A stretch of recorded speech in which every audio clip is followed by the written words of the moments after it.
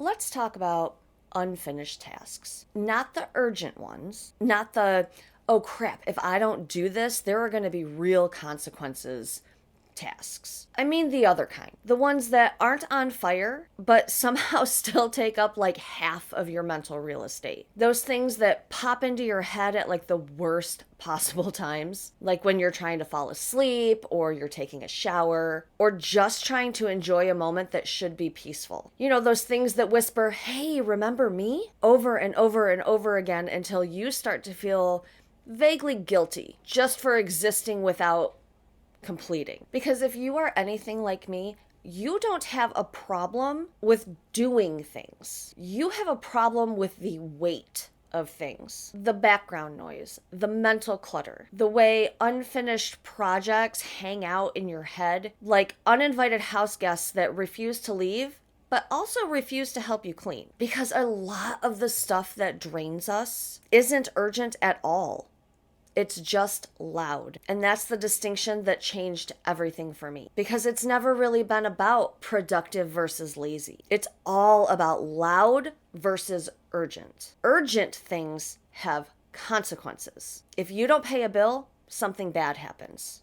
If you don't email your client, something bad happens. If you don't show up where you're supposed to be, something bad happens. And those tasks may be annoying, but at least they're honest about what they are and why they're demanding your attention. But loud tasks are totally different. Loud tasks are never going to explode if you don't get to them. They just sit there, unfinished, making you feel terrible. They take up space. They create guilt. They create that constant low-grade feeling of, I should probably deal with this at some point, even though there are no actual deadlines attached to those things. And these are things like cleaning out that closet, reorganizing your planner system again, because this time it's totally gonna work the way you think it's gonna in your head. It can be things like organizing old photos or starting a project that you care about deeply, but you just don't have the energy for right now. None of those things have to happen today or even this week, but because they're unfinished, your brain keeps dragging them back into the spotlight like they're actually screaming for attention. And that's where the doom box comes in. The doom box is not about deleting these tasks. It's not even about delegating these tasks. And it is definitely not about pretending that these things don't matter. Because the doom box is for things that do matter. They just don't matter right this second. It's a parking lot for future you. It's a holding place. A place where you can intentionally say to these tasks, I see you. I am not ignoring you. I'm just not dealing with you right now. And the reason that this works so well is because your brain doesn't actually need you to complete everything right this second. It just needs to know that you have a plan. So many of us are walking around exhausted, and it has nothing to do with being lazy or even being overwhelmed. It's because we are trying to carry every future task around with us in our heads all at the same time. And honey, that is not sustainable. It's not even logical. What it is stress with better branding. The doom box gives you permission to put things somewhere safe without demanding action from you right this second. Now, I want to take a second to be very clear about what does not go in the doom box, because this is where people take a good idea and they turn it into just another avoidance mechanism. Legitimately urgent things do not go in the doom box. If something has real consequences if it gets ignored, it does not belong in the doom box. You can't put email the client or pay this bill into the doom box, because this has nothing to do with escaping responsibility. It's about separating responsibility from noise. The doom box is for those things that are cluttering your brain and making it harder to focus on what actually matters today. Those things that keep tapping you on the shoulder, interrupting your progress on actual urgent things, just to remind you about noise in the background. And here is the part that makes this different from other productivity tricks and tips and hacks and whatever that you've probably already tried. The doom box is not meant to be reviewed on low energy days. You never sit down on a bad brain day to stare into the abyss of all the shit you haven't done. That is not helpful. That is how you end up in a spiral. The doom box is something you revisit only on high capacity days. On those days where you feel curious and or motivated or just weirdly productive for no real reason, because those are the kinds of days that future projects feel exciting instead of overwhelming. Those are the days you go shopping in the doom box. The days where you say, okay, what do I have the energy to tackle right now? And sometimes the answer is still gonna be nothing. And that is totally fine, because the whole point of the doom box is not to pressure you into tackling tasks. The point is to protect present you from constant mental overload. One of the things that I love most about this method is that it forces you to be honest about your capacity, not your motivation, not your discipline, your capacity. Because there is a huge difference between saying, I don't feel like doing this, and saying, I don't have the energy to do this. One of them is judgment laden, and the other is just a fact. You can care deeply about something and still not have the bandwidth for it. You can want desperately to have a task completed and still park it for later. That doesn't mean that you're failing. It means that you're making decisions based on reality instead of on guilt. And listen to me when I tell you that the doom box needs to be an actual physical space. It can be a page in your planner. It can be a tab in your Notion.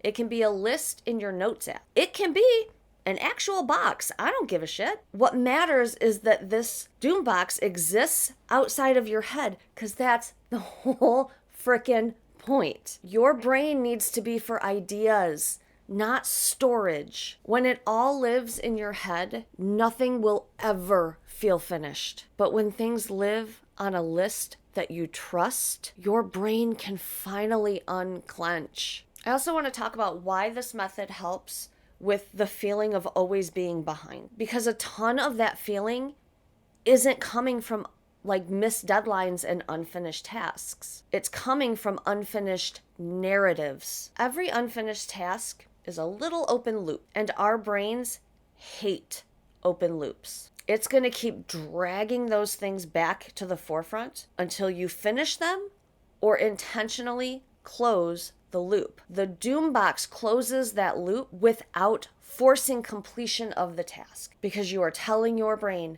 this is acknowledged, this is contained. I will revisit this when it makes sense to revisit it. And once your brain understands that it can believe you when you say these things, it's gonna stop the shoulder tapping. Now, I know that some of you are hearing this and you're thinking to yourself, what if I never come back to it? Okay, don't. Remember, we're not putting urgent tasks on this list, in this box, in our notes, whatever. Not everything needs to be done just because one time you thought it would be nice if it happened. Some projects only mattered in the season you were in at the time. Some ideas were stepping stones, not destinations. If something sits in your doom box for months and months and months, that's information, not failure. The doom box exists to tell you what matters when you have energy. It is not about forcing you to complete ideas that you had when you were overwhelmed and stressed out. The whole point of this method is to separate genuine priorities from aspirational clutter. Not everything you want to do deserves equal weight. Not everything has to be acted on. Some things just need to be acknowledged and then released. For most of my 30s and still into my 40s, I wanted to run the Badwater 135. This is a 135-mile race through the Badlands where it gets ungodly hot. It's incredibly dangerous. It's an ultra marathon. None of these things are things that I probably will ever physically be able to handle. But it's something I want to do. Why am I letting that live in my head? Why am I carrying that around? It's not going to happen. It could go in the doom box and it will sit there forever. And that's fine. It was an idea I had, and I'm still letting it nag at me. No, we're not doing that. We got to stop doing that to ourselves. In the season where I was training for a marathon, yeah, maybe I had the physical and mental health to consider ultramarathoning.